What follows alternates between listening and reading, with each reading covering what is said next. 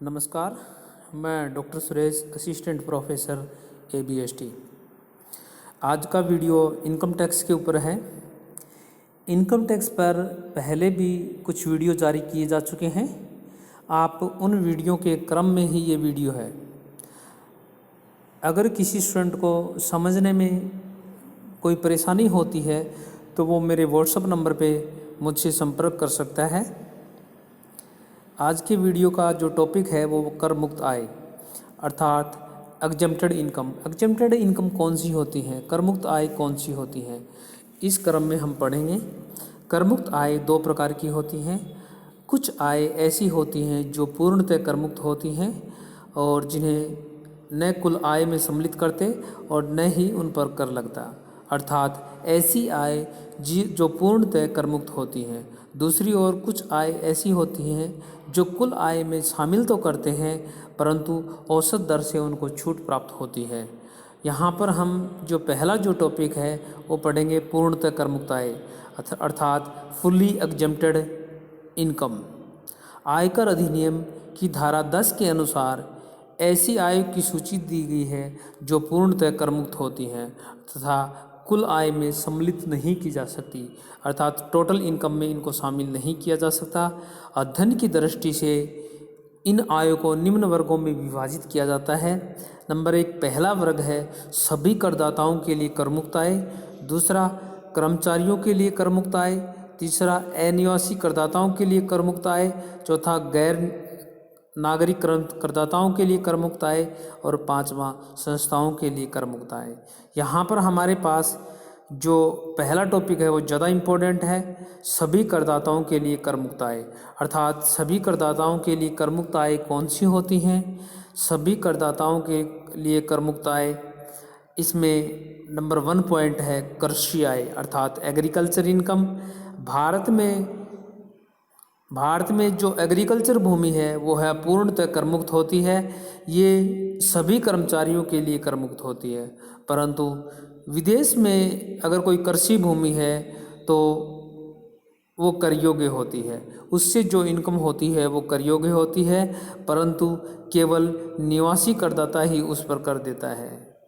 अर्थात विदेश में जो कृषि भूमि है वो उससे कोई इनकम होती है वो कर योग्य होगी, परंतु निवासी करदाता ही इसमें कर देगा। आय के नेक्स्ट जो हम इनका अध्ययन करेंगे वो हमारे पास में है हिंदू अविभाजित परिवार से प्राप्त आय। हिंदू अविभाजित प्राप्त परिवार के सदस्य द्वारा परिवार की आय से जो आय में से कोई धनराशि प्राप्त होती है वो आय पर कर लग होगा या नहीं होगा, ये हम सेक्शन 10(2) के अंतर्गत शो किया गया है। ये पूर्णतः कर मुक्त होगी और सभी कर्मचारियों के लिए कर मुक्त होगी।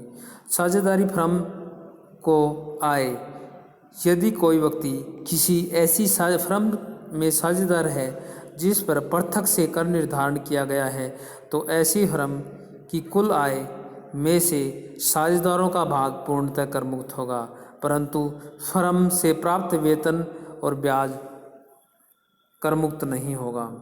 अगला हमारे पास में भोपाल गैस त्रासदी से पीड़ितों को भुगतान।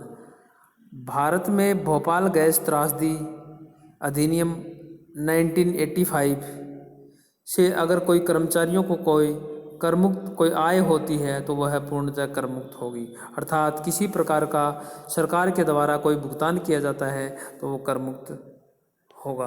नेक्स्ट, जीवन बीमा पॉलिसी के तहत प्राप्त रकम। जीवन बीमा पॉलिसी से कोई रकम प्राप्त होती है तो ये आवंटित बोनस की राशि कर मुक्त होगी, अर्थात इसमें बोनस की राशि जो है वो कर मुक्त होगी। इसमें जीवन बीमा पॉलिसी से संबंधित अध्ययन हम अलग से एक वीडियो में करेंगे, उसमें और आपको समझ में आ जाएगा। नेक्स्ट हमारे पास में सुकन्या समृद्धि खाते से प्राप्त राशि। आप लोगों को ध्यान होगा कि सुकन्या समृद्धि खाता नियम 2014 में शुरू किया गया था। राजकीय बचत अधिनियम 1873 राजकीय बचत अधिनियम 1873 के अंतर्गत सुकन्या समृद्धि खाता नियम 2014 में के तहत खोले गए हैं। इसमें कोई भुगतान किया जाता है तो वह पूर्णतः कर मुक्त होगा। इसमें नेक्स्ट नई पेंशन या राष्ट्रीय पेंशन एनपीएस के प्राप्त राशि। राष्ट्रीय पेंशन योजना एनपीएस के अंतर्गत खाता बंद होने पर अथवा 80CC/D के में वर्णित पेंशन योजना को छोड़ने का विकल्प अपनाने पर कर्मचारी को कोई भुगतान प्राप्त होता है तो ऐसा भुगतान पूर्णतः कर मुक्त होगा। Thank you. अगर आपको ये टॉपिक समझ में नहीं आया है तो मेरे व्हाट्सएप नंबर पे संपर्क कर सकते हैं। इसी क्रम में हम आगे नेक्स्ट वीडियो जारी करेंगे। आप लोग सभी वीडियो को क्रमबद्ध रूप से अध्ययन करें। Thank you.